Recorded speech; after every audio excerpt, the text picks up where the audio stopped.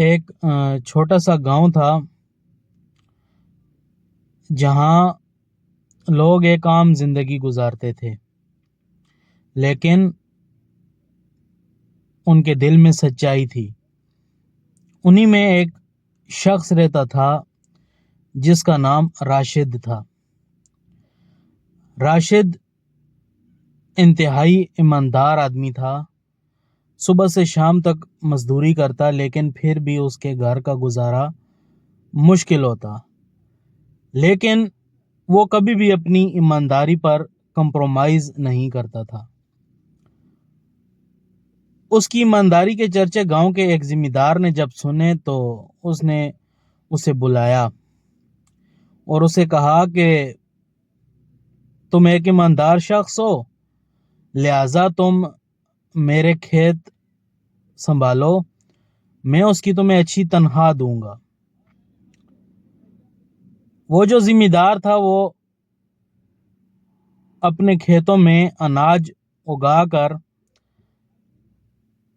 سرکار کو، حکومت کو بیچتا تھا۔ تو جب راشد نے اس کے پاس کام شروع کیا تو اس کا کام اور مزید بڑھا۔ وہ کھیت ہرے بھرے ہو گئے، ذمہ دار کا کام چلنے لگا۔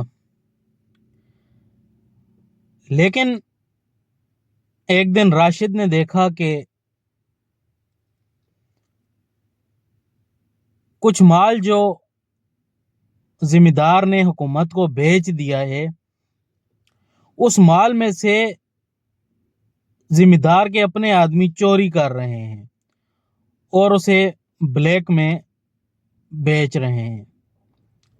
جب راشد کو یہ بات پتہ چلی تو راشد سیدھا ذمہ دار کے پاس گیا اور ذمہ دار کو ساری حقیقت بتائی۔ ذمہ دار نے جب سنا تو اس نے راشد کو کہا، راشد، کچھ چیزوں کو اندیکھا بھی کرتے ہیں، تم اپنا کام کرو۔ تو راشد کو سمجھ آ گئی کہ ان سب کے ساتھ ذمہ دار بھی ملا ہوا ہے۔ لیکن راشد کو اب سمجھ نہ آئے راشد کیا کرے۔ ساری رات راشد بیٹھ کر سوچتا رہا، لیکن اس نے اپنی ایمانداری پر کمپرومائز نہ کرتے ہوئے دوسرے دن جا کر حکومت میں شکایت کر دی۔ حکومت کے لوگ آئے، انہوں نے جب تفتیش کی تو ذمہ دار پکڑا گیا۔ ذمہ دار تو پکڑا گیا، لیکن راشد کے برے حالات شروع ہو گئے۔ ذمہ دار نے راشد کو نوکری سے نکال دیا۔ اب راشد کے گھر میں فاقے آنے لگے، لیکن ان فاقوں کے دور میں بھی راشد نے کبھی شکوہ نہیں کیا۔ اسے جو مل رہا تھا وہ اس پر شکر کر رہا تھا۔ تو وہ کہتے ہیں نا، صبر کا پھل میٹھا ہوتا ہے۔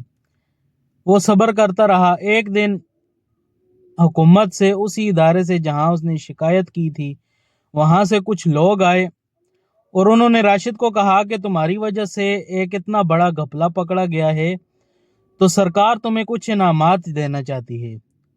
تو انہوں نے اسے تحفے تحائف اور بہت سارے پیسے دیے۔